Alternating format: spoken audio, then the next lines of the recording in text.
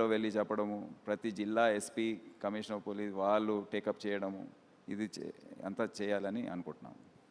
అంటే educational institutes చుట్టూ ఉన్న ప్రజలు కూడా మాకెందుకులేని వదిలేయకుండా మీ వరకు తీసుకొస్తే వాళ్ళ వంతు బాధ్యతగా బాగుంటుందేమో అనుకుంటున్నాను సార్. అవును, ఎడ్యుకేషన్ అక్కడ ఇప్పుడు పాన్ షాప్స్ కూడా ఉన్నాయి పక్కకు, పాన్ షాప్స్లో కూడా దొరుకుతున్నాయి. సో మొన్న కొన్ని రోజుల క్రితము హైదరాబాద్ సిటీలో కొన్ని ప్రాంతాల్లో ఈ పాన్ షాప్స్ అన్నీ చెక్ చేసి చాలా మెటీరియల్ సీజ్ చేశారు. సో ఆ విధంగా ఈ ఇన్స్టిట్యూషన్స్ చుట్టుపక్కల పరిసర ప్రాంతాల్లో ఏది కూడా ఉండకుండా చర్యలు తీసుకునే దిశలో మేము వెళ్తున్నాం. ఎస్హెచ్ఓస్ అందరినీ విమర్ని పెట్టారు, ఎందుకు అని అంటే దానికి రీజన్ ఏమిటి అంటే ఏం చెప్తారు?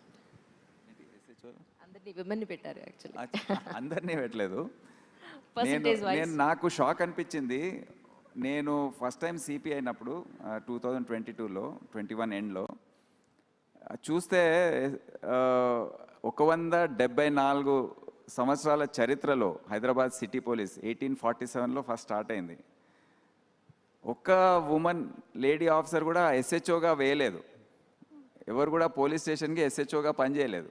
అంటే ట్రాఫిక్లో చేశారు, వేరే ప్రాంతాల్లో చేశారు, వేరే డిపార్ట్మెంట్, కానీ లా అండ్ ఆర్డర్ ఎస్హెచ్ఓగా ఎవరు చేయలేదు.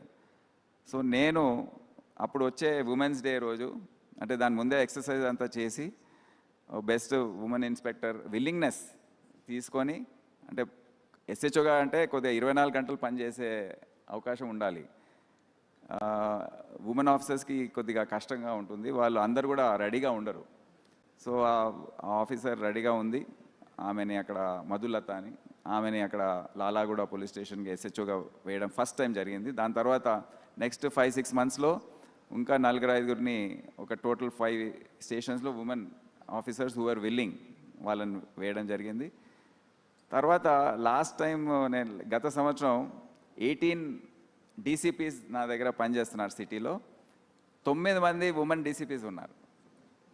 Half 9 of them were, and they're holding important zones, north zone, central zone, south zone. South zone లాంటి సెన్సిటివ్ జోన్ కూడా వాళ్ళు చేయడం జరిగింది. సిసిఎస్, ఇంకా head quarters, all important things city పోలీస్కి.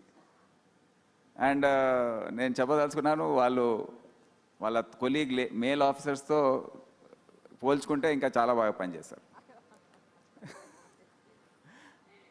సో దట్స్ వై కొద్దిగా వీ షుడ్ నాట్ డిస్క్రిమినేట్. ఇప్పుడు women SIs వాళ్ళు వచ్చిన సందర్భంలో కూడా లాస్ట్ బ్యాచ్ 98 ఎస్ఐస్ వచ్చారు హైదరాబాద్ సిటీలో. దాంట్లో 32 మంది ఉమెన్ ఎస్ఐస్ ఉన్నారు.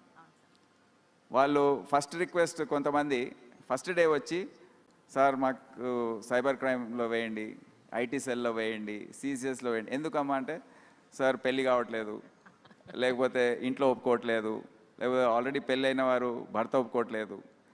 నేను అందరినీ పిలిపించి కౌన్సిలింగ్ చేశాను. ఫస్ట్ పోస్టింగ్ క్వశ్చనే లేదు, మీరు ఫీల్డ్లో వెళ్ళవలసిందే, ధైర్యం తెచ్చుకోవాలి.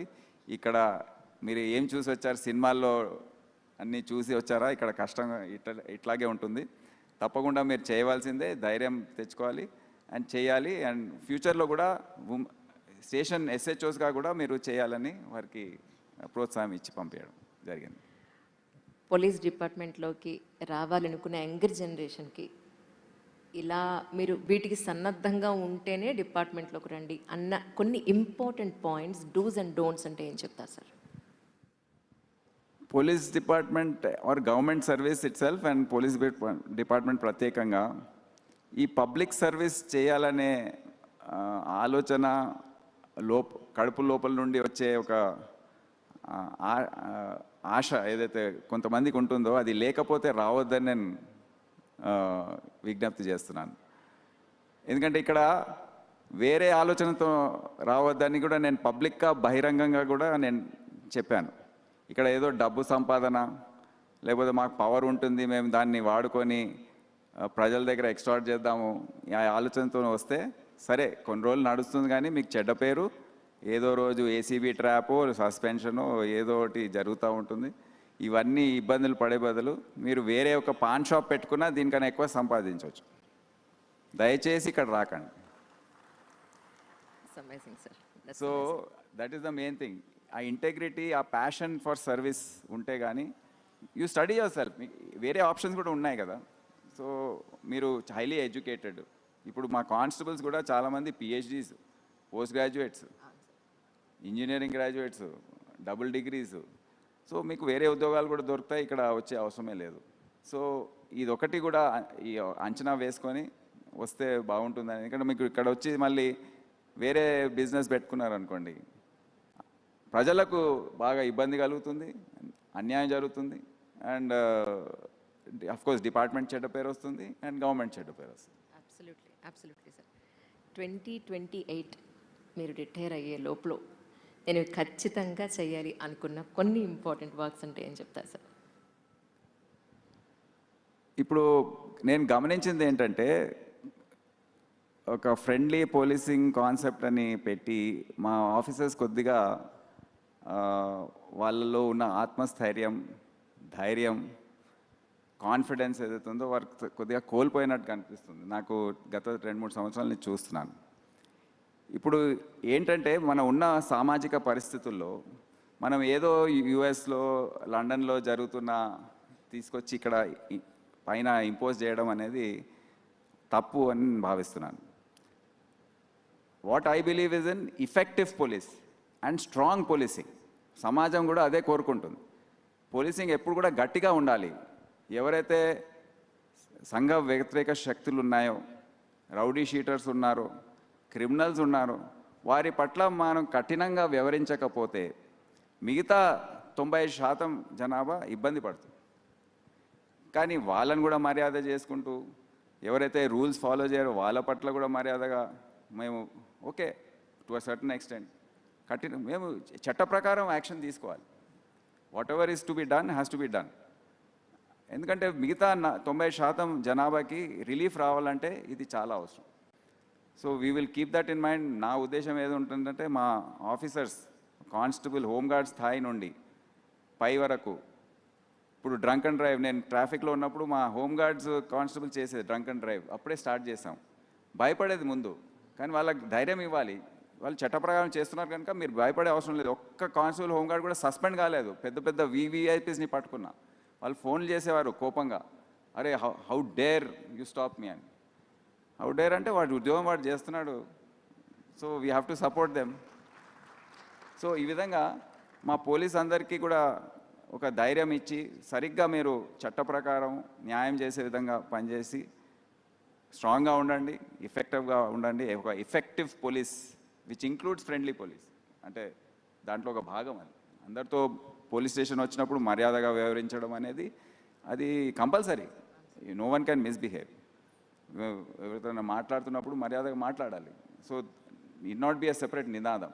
కానీ మేము ఎఫెక్టివ్గా గట్టిగా పనిచేయాలని నేను ఏం చేస్తానని తెలియజేస్తాను. That's very nice sir. Really ఇచ్చిన టైం ప్రకారం ఇంకొక ప్రశ్నతో ముగిస్తాను సార్. వాళ్ళు టైం ఎక్స్టెండ్ చేశారు. Thank you so much really. Yes sir, ఈ క్వశ్చన్ సరిపోతుంది మనకి. యాక్చువల్లీ మీ ఉద్దేశం ప్రకారం మీరు పోలీస్ డిపార్ట్మెంట్లోకి ఐపీఎస్ అయిన తర్వాత వచ్చాక మీరు ఒక ఎయిమ్ పెట్టుకునో, నేను ఇలా ఉండాలి అనో అనుకున్న దానికి ఇప్పుడు ఇంకొక 2 years రిటైర్ అయ్యే ఈ జర్నీ అంతా చూసుకుంటే ఒక సివిల్ సర్వెంట్ బాధ్యత చాలా పెరిగింది అని అనిపించిందా మీ ఉద్దేశ ప్రకారం? సమాజంలో వాల్యూ తగ్గింది అని అనిపించిందా అంటే మీరేమంటారు సార్? సమాజం అనేది మారుతూ ఉంటుంది. అది ఇప్పుడు ఆ రోజుల్లో ఉన్న సామాజిక విలువలు ఇప్పుడు ఉండకపోవచ్చు. అంటే ఏదో చెడ్డగా అయిపోయాయని నేను చెప్పట్లేదు. అది జనరేషనల్ చేంజ్. ఇప్పుడు జెన్ జీ, ఆల్ఫా అంటున్నారు. ఇప్పుడు వారు మన ఇంట్లోనే చూస్తున్నాం మనం ఏ విధంగా వ్యవహరిస్తారు. అదే సేమ్ రిఫ్లెక్షన్ మేము సర్వీస్లో మా కానిస్టేబుల్స్లో, ఆఫీసర్స్లో, ఎస్ఐల్లో, ఐపీఎస్ ఆఫీసర్స్లో కూడా చూస్తున్నాం. సో వాళ్ళ ఆలోచన తీరు వేరే. వాళ్ళకు ఉన్న ఇన్ఫర్మేషన్ మాకు ఆ రోజుల్లో దాంట్లో 5-10% కూడా ఉండకపోవచ్చు. వాళ్ళకి ఇప్పుడు ఏదైతే వాళ్ళు సోషల్ మీడియాలో ఇదంతా చూస్తుంటారో వాళ్ళకు చాలా ఎక్కువ ఇన్ఫర్మేషన్ వాళ్ళ దగ్గర ఉంది. వారు ఏ విధంగా అయితే ఇష్యూస్ని చూస్తారో, అర్థం చేసుకుంటారో, totally it's different from what we use to perhaps. So ఇది అర్థం చేసుకోవాలి. ఓవర్ 35 years, నేను నా 35th year సర్వీస్, 3.5 decadesలో అప్పుడు ఈ విధంగా ఉండేది. ఇప్పుడు చూసుకుంటూ వచ్చాం. So we should have the empathy and the large heartedness to understand ఈ మార్పు ఏదైతే ఉందో, ఓకే ఇప్పుడు ఈ ఈ ఎస్పీ ఈ విధంగా వ్యవహరిస్తున్నాడు, ఎందుకు ఊరికే ఆయన వెంట పడద్దు, ఆయన ఆయన జనరేషన్ ఆ విధంగా ఆలోచిస్తుంది. సో కొద్దిగా ఎంపతితో కొద్దిగా అకామిడేషన్ చేస్తూ వారిని గైడ్ చేసి సరైన దారిలో పెట్టడం అనేది ఉద్దేశంగా ఉంటుంది. అండ్ కొద్దిగా నేను ఏసీబీలో కూడా పనిచేశాను, అప్పుడు చాలా కంప్లైంట్స్ వచ్చేది. ఆలోచించేది నేను, అది ఎందుకు ఇంత తొందరపడుతున్నారు వీళ్ళు, ఏంటి, ఎందుకు, అవసరమా? కానీ వాళ్ళ ఆలోచన వేరే తీరుగా ఉంది. మేము ఆ రోజుల్లో ఇప్పటివరకు ధైర్యం కూడా చేయలేదు.